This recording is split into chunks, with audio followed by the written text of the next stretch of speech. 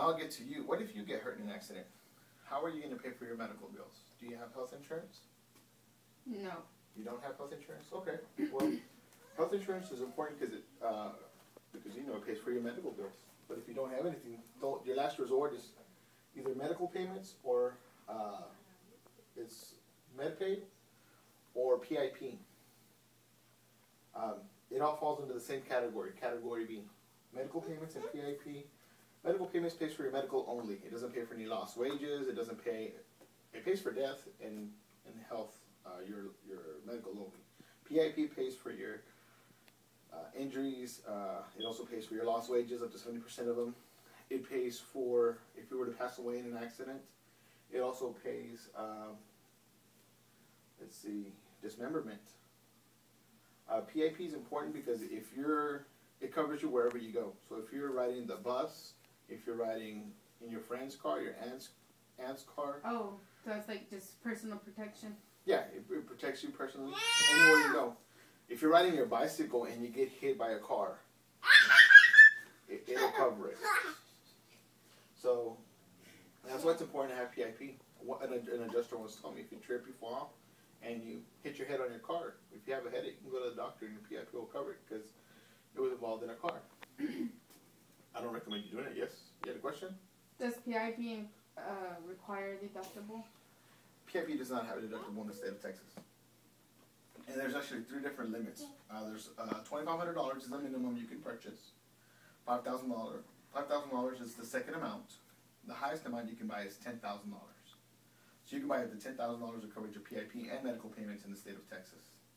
Those are 3 different limits.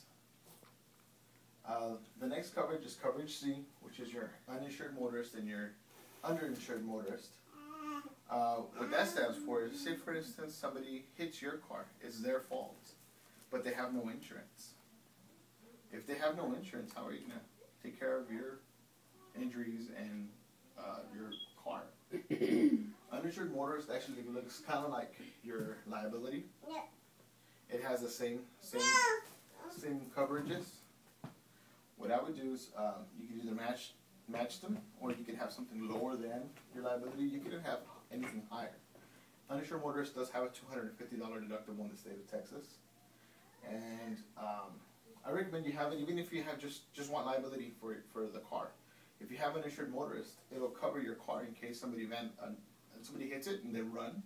Since you don't know who did it, as long as you have a police report, we're able to cover it because it's somebody that wasn't insured typically, and hit and runs are covered by an uninsured motorist. So it's a lifesaver if you don't want to have collision coverage on your car, which I'll get to here in a second. Uninsured motorist will cover your medical bills. It'll cover part of your lost wages. It'll also cover if the other person doesn't have insurance. What if the other person only has the state minimum? What are you going to do? Well, you can come back and claim it under your uninsured motorist because they had the minimum. Your car was worth $40,000, and that other person only had $25,000. Yes, ma'am?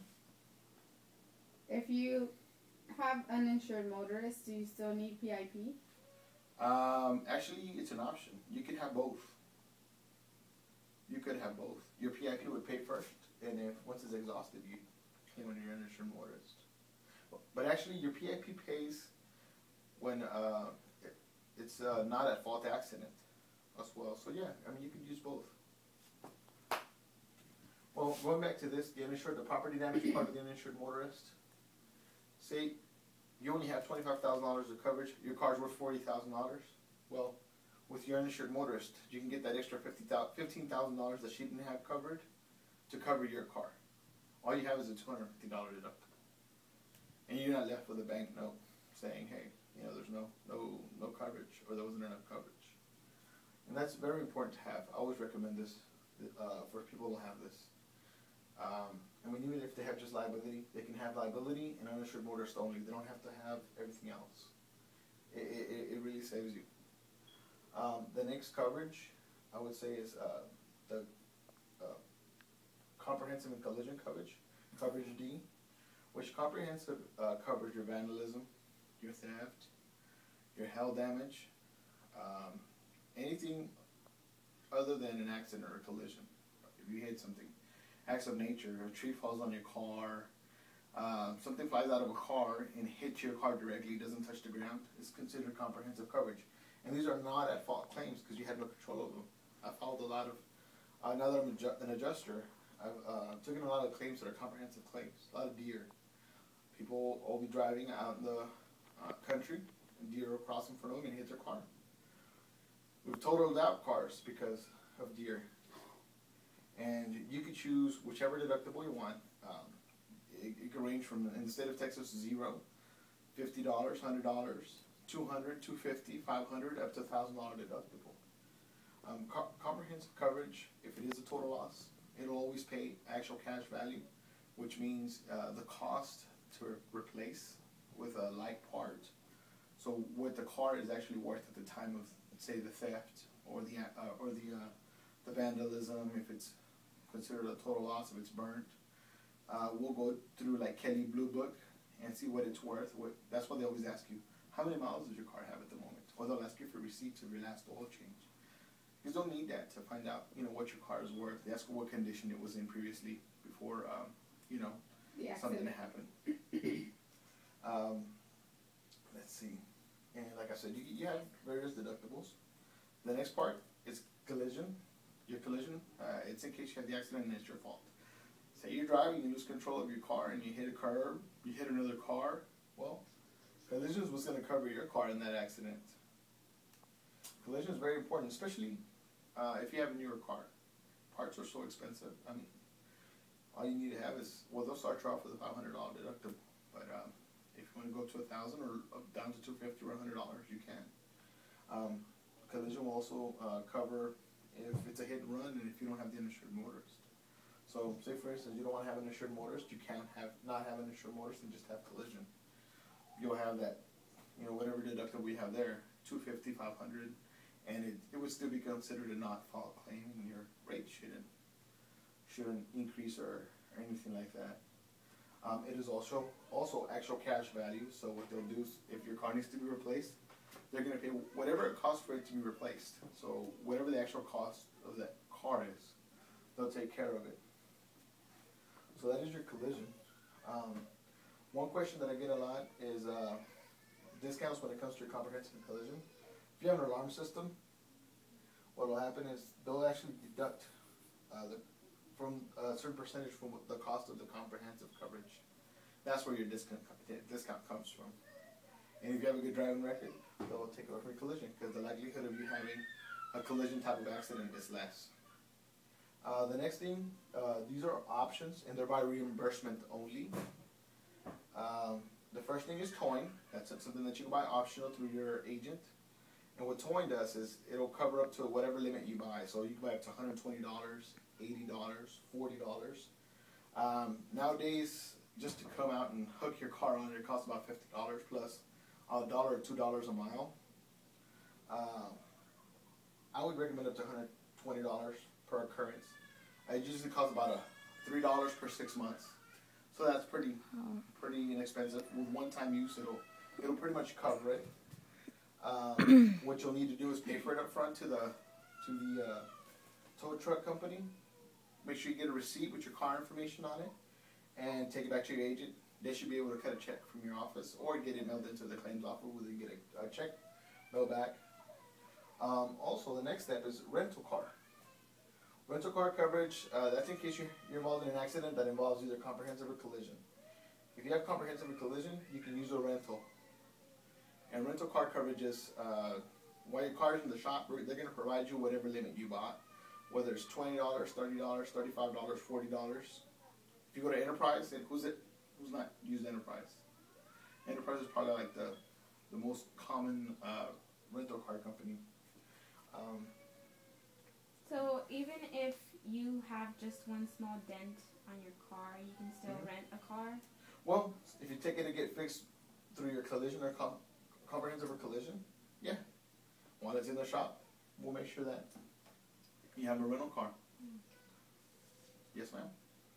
But if you don't have D coverage and have a C coverage, the uninsured issue, the rental doesn't apply? The property damage part on your coverage would cover your rental at a minimum rate. But yeah, you can actually still use that. Because typically it would have been covered by one of these, but you use property damage on your uninsured motorist.